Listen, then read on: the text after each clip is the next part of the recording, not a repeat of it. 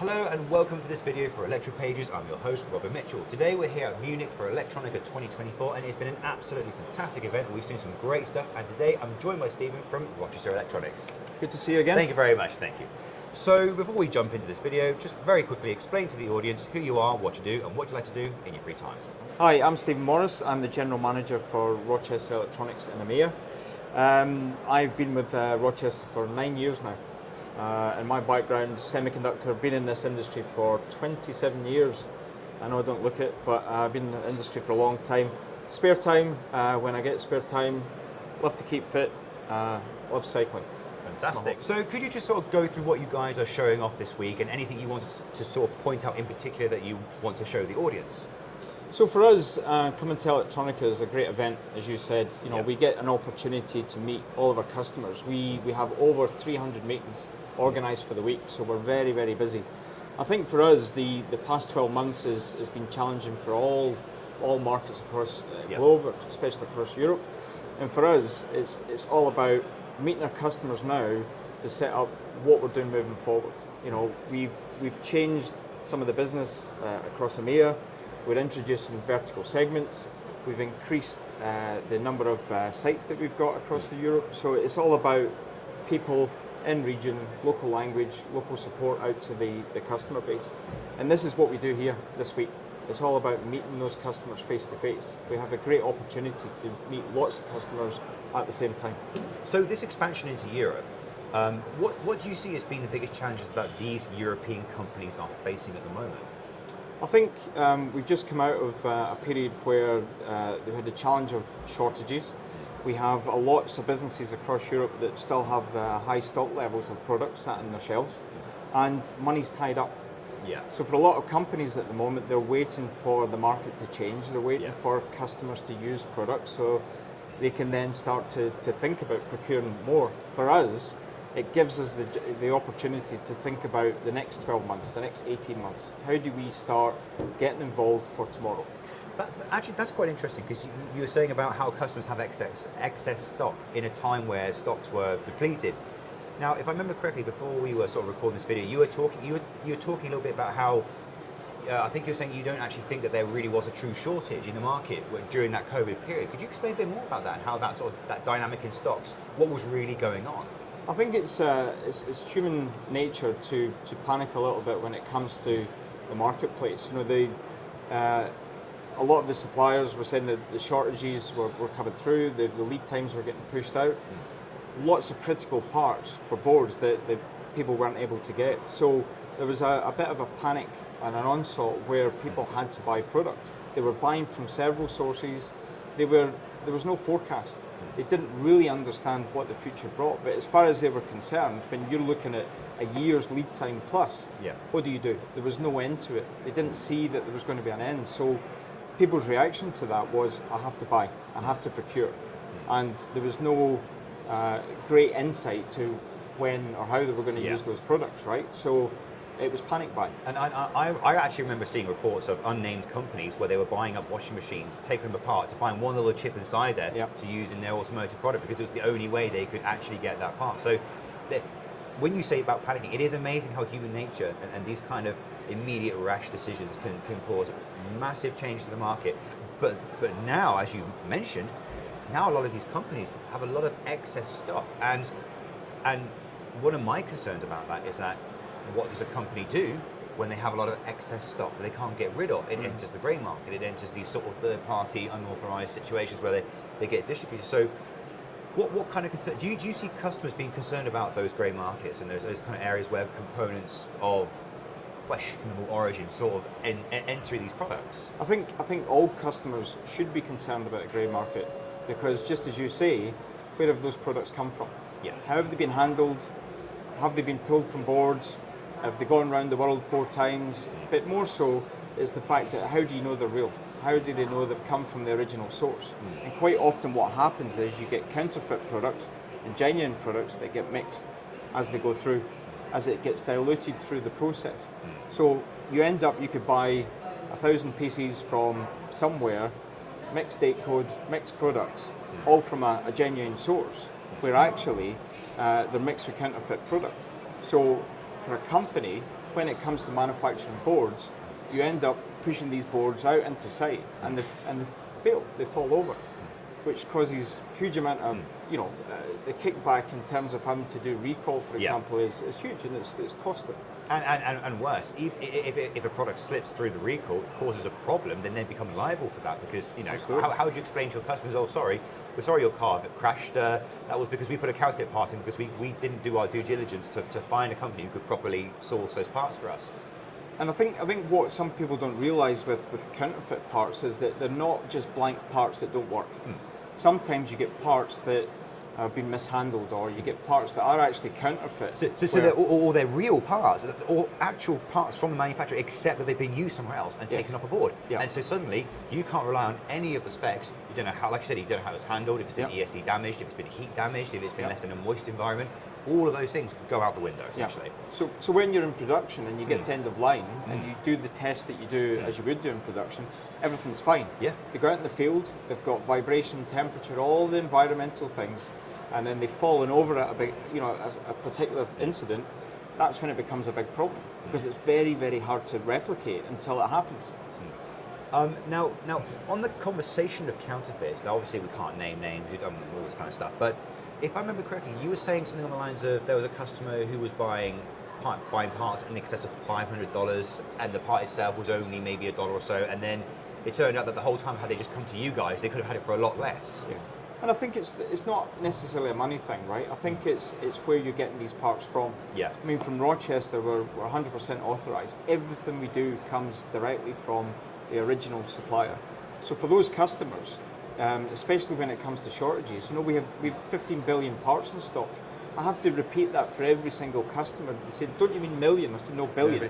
That's not even the ice. That's not the dies, is it? That's just like just physical parts. Finished goods. How many dies do you have in stock? We have around about die bank of about 12 billion parts. Now, is that individual dies or actual whole wafers? Are we talking? Well, we store them as wafer. And so that would include the individual parts in there. But still, that's such a huge number, absolutely. So with a number like that, sort of like making sure that part quantities in the market remain stable, it seems like that's something you guys are definitely going to make sure. But it's also interesting how you mentioned about the fact that you get your dies directly from the authorized distributors, which means you don't even have to do like the same checks that someone would have to do if they get it from the grey market. What is the part number correct? Is it been like tested? Where's it come from? Where's the supply chain? No. It came from that company. There is no way it could possibly be counterfeit in any way. Yeah, exactly. So it's direct source. So but you still do checks though. You still. We have to do as part of the process. Exactly. We have to do because obviously part of what we do is we have the ability to manufacture, and this is what makes us unique in the marketplace. Not only have we got finished goods that we can sell directly to the customers, we have a huge die bank, as I say, where we can then manufacture the finished goods. Yeah. And the way that we manufacture the finished goods is exactly the same process as the original manufacturer would have used back in the day. And that's important because, again, going back to the definition of a counterfeit part, if you took an authorized die, popped it in a different package, in a different process, it becomes, technically speaking, according to other manufacturers, a counterfeit because it wasn't built in exactly the same way to the same standards. So what you guys are doing, instead, take the exact same equipment that was used to build those dies, use the same processes so that it is an authorized it's an authorized part from the original manufacturer, and you get the manufacturer's blessing to do that.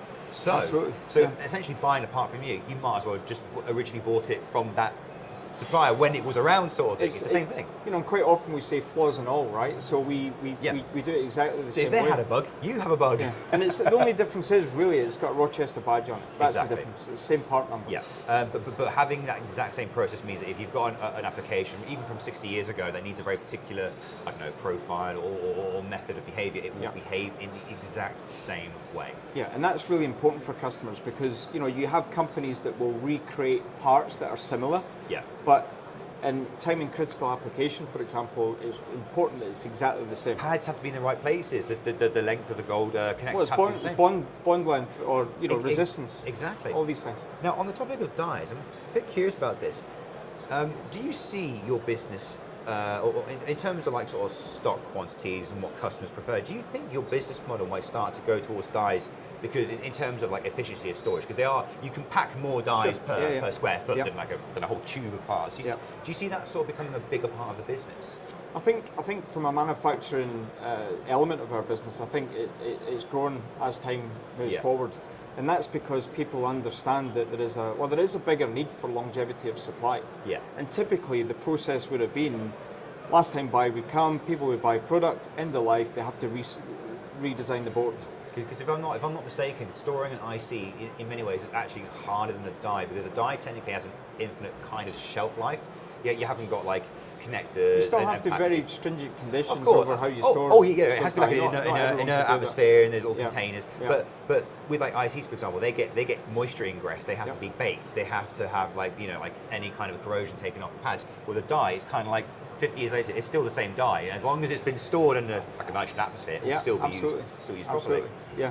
So sort of going towards the future for your business, what do you see happening over the next sort of 5 years, let's say?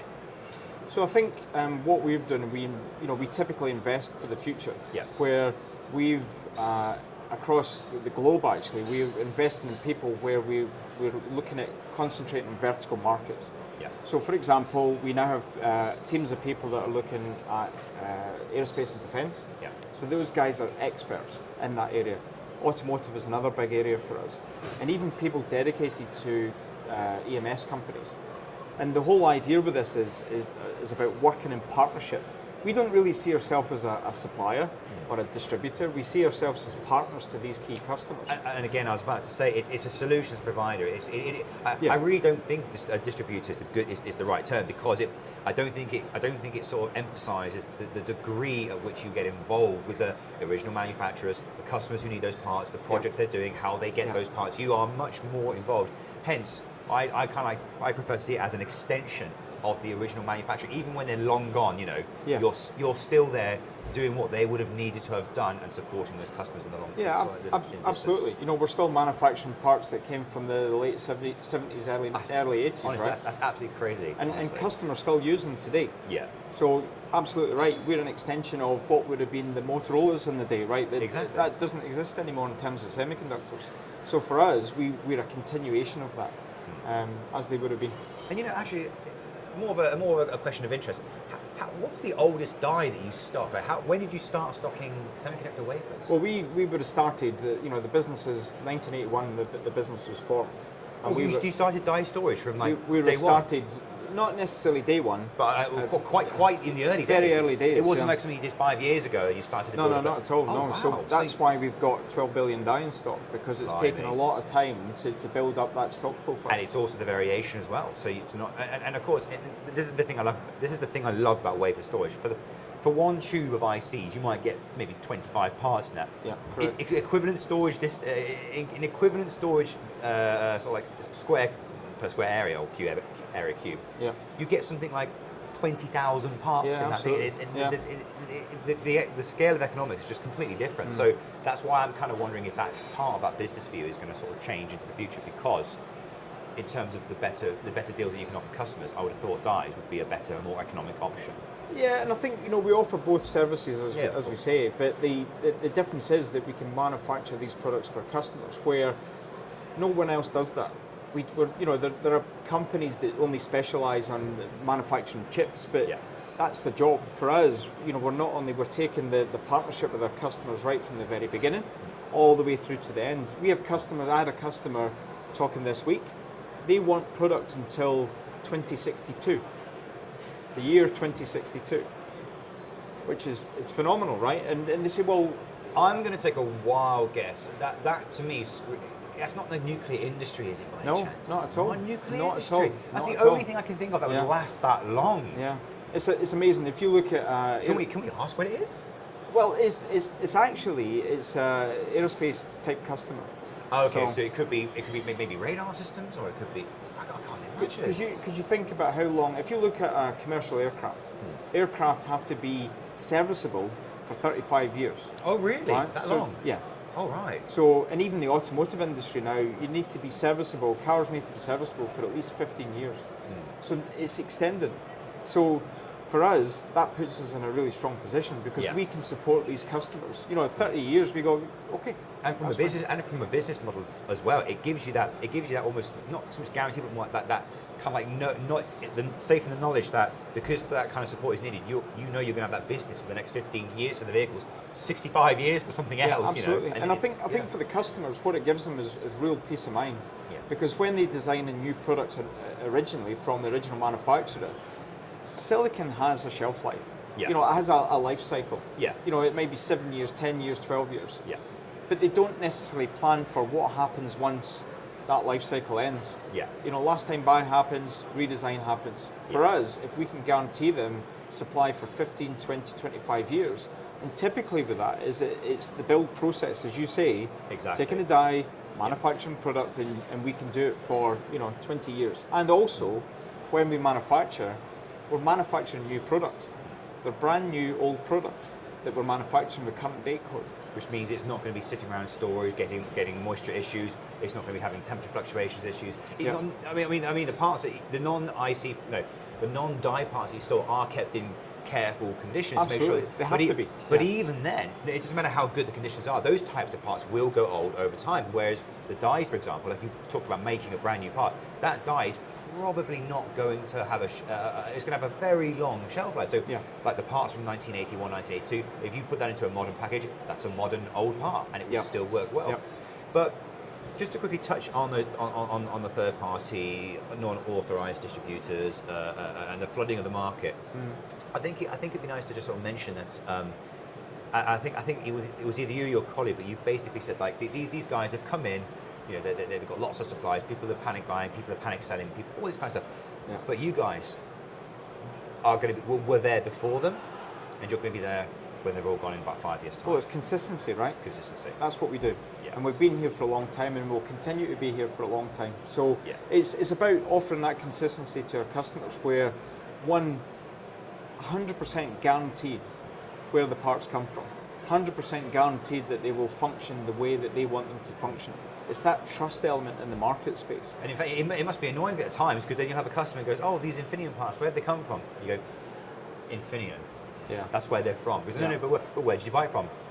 Infineon. That's where they're from. And that's what it is. And so by providing that service to customers, it's just, like you say, next 50 years, you've got that reliability that you're always going to be there. The chances of you guys not being able to make to make that business work, it's just practically nil, because there's so many of your customers who are dependent for the next 15, 20, 25 years. So it's a really, I tell you, it's a fantastic business model. And I think for us as well, moving forward, we will look to quadruple the size of our manufacturing capacity moving forward. I mean, the business is massive. It is huge. I mean, because the business is constantly investing either in product, finished goods, or the ability to manufacture, right? And that's what we do as a company. And again, this is not for today; it's for tomorrow and the future.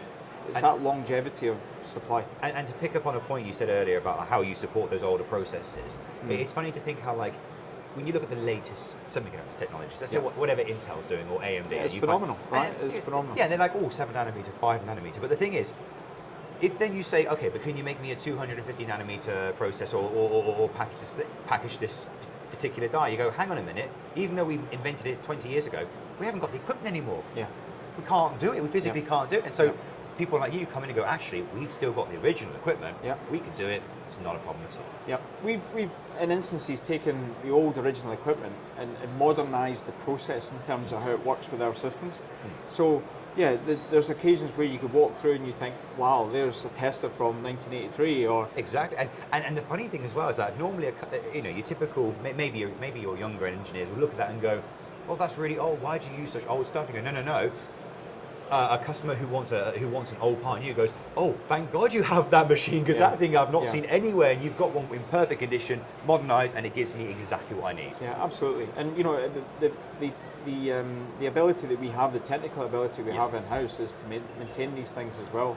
But you know what, we're also moving forward. If you go around our facilities, we are cutting edge. You use the word cutting edge technology, but I mean a lot of the new integration machinery is far advanced in terms of where it was in the 80s. But it really is quite an oxymoron, isn't it? Old technologies today sort of thing, or like, you know, it's like old technology is brand new. It's a strange one because, like you say, you need to support stuff. So the old technologies are still needed, but unfortunately, manufacturers don't have to provide that guarantee. You know? They move on. And they have to move on. Like we said with your colleague, whereby you know, because Intel was able to offload its development to you guys, the manufacture of old products to you guys, it meant that then suddenly Intel can now go, okay, we can work on the latest technology. Yeah, absolutely. And that's exactly what happens. Semiconductor industry is like this. You know, they move on. As soon as they launch something, they're well in advance on to the next stage. Yeah. So they can't afford to keep these fabs open forever. And that's how we support our customers. So just before we wrap this video up, I've got one more question for you. For the audience who are watching this episode, if they want to get involved with your solutions, what would you recommend that they do? So I think for us, and especially for me being biased in EMEA, I mean, it's all about people on people. You know, the people element of what we do is very, very important. I think when COVID came, a lot of people hide behind emails, they hide behind, you know, the digital element of it. And that's something that we have. So we have several different options for people in terms of how they want to deal with this, whether it's e-com or whether it's face-to-face meetings. So I think for us, it's good to be able to sit and explain what we do to the customers, show them what we do, actually show how it applies to them in their end product. So for me, they should contact our people. Our guys are the experts. They can help them, they can help the customers, and they can, you know, future-proof their parts or their products moving forward. Fantastic. Well, thank you ever so much for taking the time to see us today. Thank you very much. Thank you.